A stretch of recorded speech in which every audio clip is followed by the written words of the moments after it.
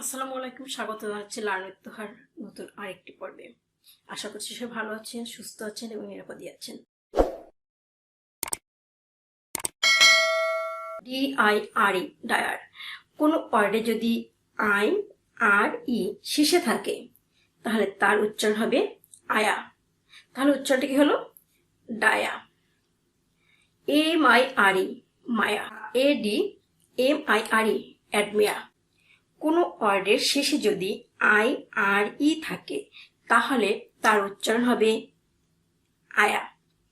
যেমন DIRE dia, MIRE মায়া, ADMIRE admire.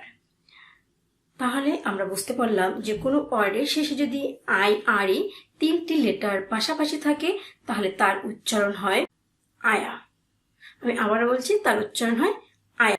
GUILTY guilt.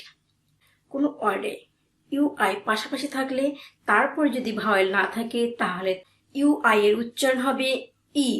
আমি আবারও বলছি, কোনো ওয়ার্ডে যদি UI পাশাপাশি থাকে তারপরে যদি ভাওয়েল না থাকে তাহলে UI এর উচ্চারণ হবে ই।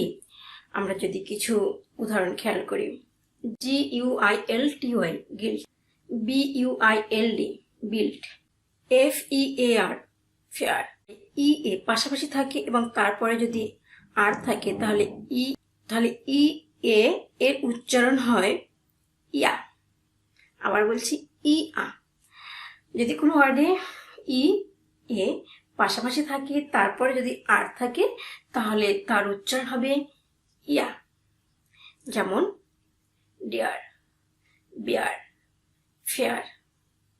তবে এর পরে যদি আর ব্যতীত কোনো কনসোনেন্ট থাকে তাহলে তার উচ্চারণ হবে আয়ের মতো।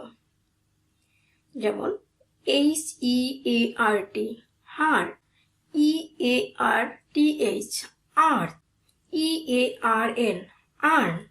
আবারও বলছি, যদি কোনো ওয়ার্ডে EA পাশাপাশি থাকে তারপর যদি কনসোনেন্ট থাকে তাহলে তার উচ্চারণগুলো ঠিক এভাবে হবে: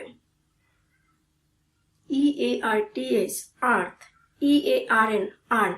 যদি কোনো ওয়ার্ডে EA পাশাপাশি থাকে তারপরে যদি কনসোনেন্ট থাকে তাহলে তার উচ্চারণ হবে এ। যেমন EARTH আর্থ, EARN আর্ন,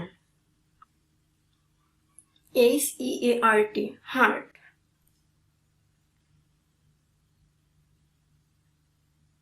আশা করছি আমার আজকের ভিডিওটি ভালো লেগেছে। ভালো লাগলে লাইক দিয়ে সাথেই থাকবেন। আর যদি আপনি মনে করেন যে এখান থেকে আপনি উপকৃত হচ্ছেন তাহলে অবশ্যই চ্যানেলটি সাবস্ক্রাইব করে আপনার ফ্রেন্ডস অ্যান্ড ফ্যামিলির সাথে শেয়ার করতে ভুলবেন না। আজ বিদায় নিচ্ছি, ফিরছি খুব শীঘ্রই। আজ